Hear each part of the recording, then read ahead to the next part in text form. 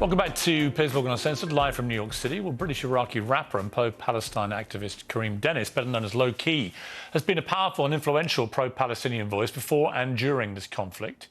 The official version of his track Terrorist was taken off YouTube after the Hamas attacks on October the 7th, 14 years after its initial release. He's been highly critical of what he says is media bias and accused me of taking a pro-Israel slant on this show. Well, I'm joined now by Lowkey, who's at our London studio. Lowkey, thank you very, very much indeed for joining me. I appreciate it. Thank you for having me, Piers.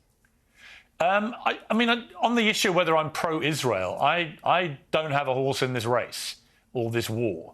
I try and be balanced. I try and have all kinds of views. I think we've had more pro-Palestinian people on this show in the last 2 weeks than any other news show in the world. And they've been getting huge audiences. So I would take issue with that charge that somehow I'm slanted one way or another. I think this whole thing is a complete tragedy.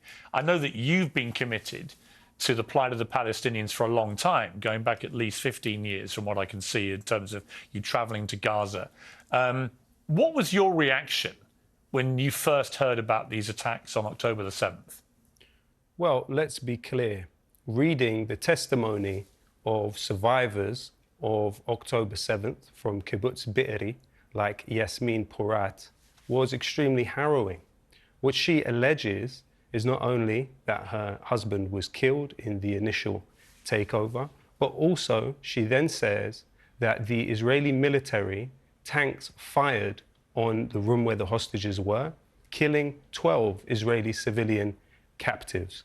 We have also seen fantastic work in the Haaretz newspaper by Amos Harel, where he speaks at length about Brigadier General Rosenfeld, who was in charge of the Haaretz crossing. Now, when this military base was taken over, what he says, Amos Harel in Haaretz, the well-known Israeli newspaper, he says that Rosenfeld, when he realized that the base was overtaken, called in an airstrike. This is in Haaretz. These are not my words. These are the words of Amos Harel. What we then saw is, since October the 7th, 22 Israeli civilian detainees killed in Gaza by Israeli airstrikes. The Israeli military has something called the Hannibal Directive. The Hannibal Directive was developed in Lebanon in the 80s by the Israelis with the clear understanding that they do not want the other side to take hostages. So, for example, you have the case of Hada Golding in 2014, what Israel called Operation Protective Edge, which killed over 2,200 Palestinians. But when this Israeli soldier was taken captive by the Palestinians, Israel then proceeded to kill everyone, including the civilians in the area around where he was kept and the soldier himself. So what Israel has, unfortunately, is a policy of killing captives. If you look at the case of Gilad Shalit, this was an Israeli soldier. All right, listen, allow me to finish. Allow me to finish. Well, yeah, and don't you can't interrupt just me. keep talking. You can't keep talking. No, I have one last point to make, and I hope that you'll allow me to make it. In the case of Gilad Shalit, what happened was one Israeli soldier led to 1,000 Palestinian prisoners being released. There is a clear understanding within the Israeli military and political elite that they do not want people to be kidnapped. So therefore, they unfortunately, as history has shown us and as the directive within the Israeli military shows, they take action to kill their own captives that have been taken by the other side. Right, let me respond to you. You tweeted on October the 7th, the arrogance to believe you could keep 2 million trapped in an open-air prison indefinitely, ... That appears to have been your only comment about what happened. So just for the record, do you condemn what Hamas did that day? I condemn the genocidal conditions which have created this violence. Every heartbeat, every human heartbeat is sacred to me. And that is what has compelled me to work as I have for the last 15 years to save lives, and stop people dying, Piers. But that wasn't my question. No, we do not have a clear picture of what happened on October 7th because, unfortunately, too much of the media has relied on the Israeli military talking points which are given directly to them. Until you don't neutral believe... observers, observers are able to establish the facts of October 7th, I will not allow the talking points of the Israeli military to become dominant of what happened on that day. Palestinians are subject to a genocidal war. Collective punishment in Gaza is real. Let me respond. You are the only pro-Palestinian person I've had on the show in 2 weeks who has tried to make out that this just didn't happen on October the 7th, or somehow was perpetrated by Israelis. You are misrepresenting what I am saying. Well, I've got 2 questions. They're very straightforward. Do you believe that 1,500 people were slaughtered, including 260 people at a music festival? You're a musician. And secondly, do you condemn the people who did it? They're not difficult Piers, questions. I would like to quote something that you just said to the former spokesperson for the IDF. This was your exact sentence not long ago. You said, it's difficult to tell between combatants and non-combatants. So the implication of what you said was somehow it was understandable that Israel has killed a Palestinian child every 15 minutes in Gaza. I didn't say that. For the last... No, but somehow they couldn't tell that those children were not combatants, according to you. No, I didn't say that. It's understandable. I didn't say that, and I have said that it is absolutely appalling, the number of children who are dying in Gaza. It's appalling, and it will get worse. I make no bones about that at all. And I have to say... But you have to start, surely, from a humanity point of view. I can absolutely express my horror at the deaths of Palestinian innocent civilians, as I have done many times over the years. I think it's horrifying. And I think this is why I have a serious problem with the proposed ground invasion, because I think it will create unbelievably large numbers of civilian casualties, and I'm not sure that the strategy will work. But I'm just curious why you, who is... I know you care about people. I know you care passionately about the Palestinian civilians, but you're the only pro-Palestine voice I've had who's even tried to suggest that what Hamas did on October the 7th was not as bad as we think. So is that what you think? What do we think, Piers? The information is not clear. As I've said to you, all human life is sacred. Hamas haven't even tried to hide it. It's sacred. But I'm not trying to hide anything. You're trying to hide something. No, with respect, you are definitely trying to dissemble here, and I'll explain why.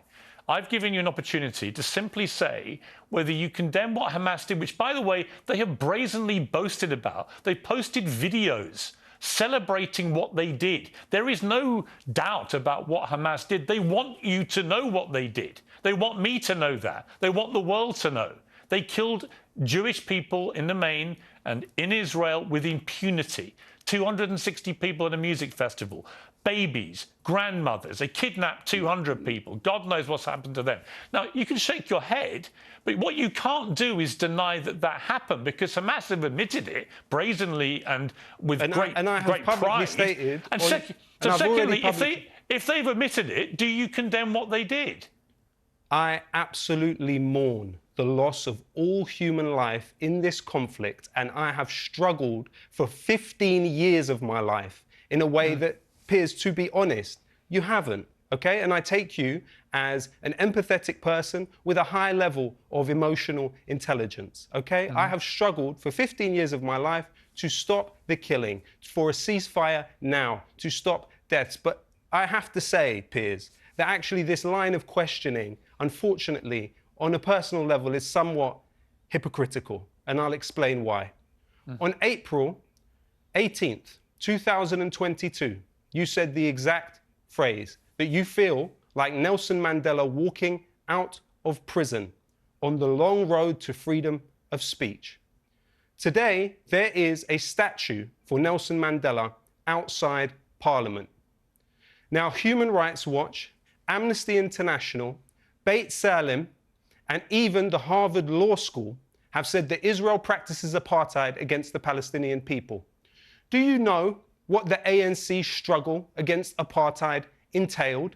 Are you aware that the ANC are believed to have very unfortunately, horrifically, and terribly taken the lives of children and civilians in their struggle against apartheid? So, Piers, you seem absolutely content to not only compare yourself to Nelson Mandela who served 27 years in jail for what they described as terrorism at the time, but yet you cannot see what the vast majority of human rights organizations in the world see when they look at the Palestinians. When you look at UN Resolution 194, paragraph 11, the Palestinians have the right to return home.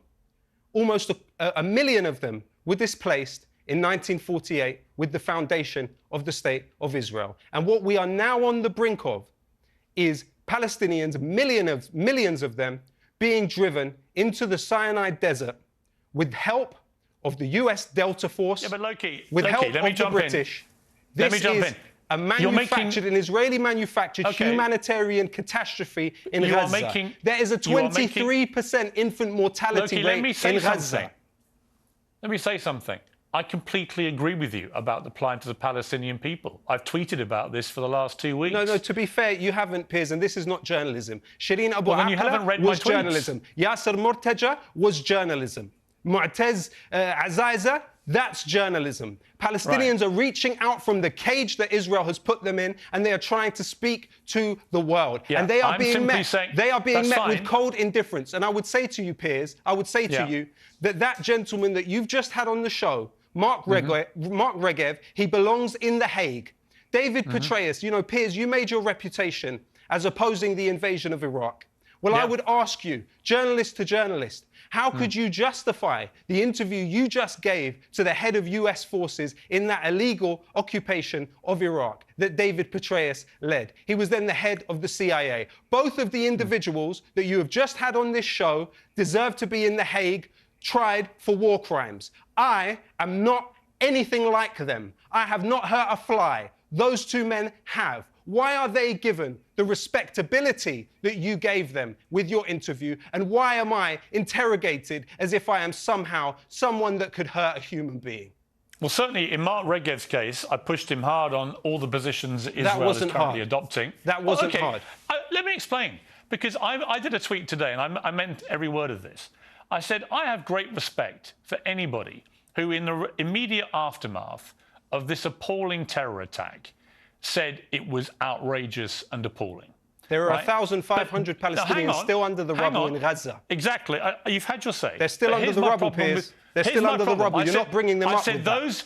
I said those whose instinctive reaction was not to feel that, and I think you're one of them, because your reaction was to say the arrogance to think you could keep 2 million people trapped in an open-air prison indefinitely, as if somehow that justified what happened that day. Piers, it didn't justify what happened that day. You know exactly what you're doing. And you should be able... The point when that tweet was sent, you had not seen anything had happened.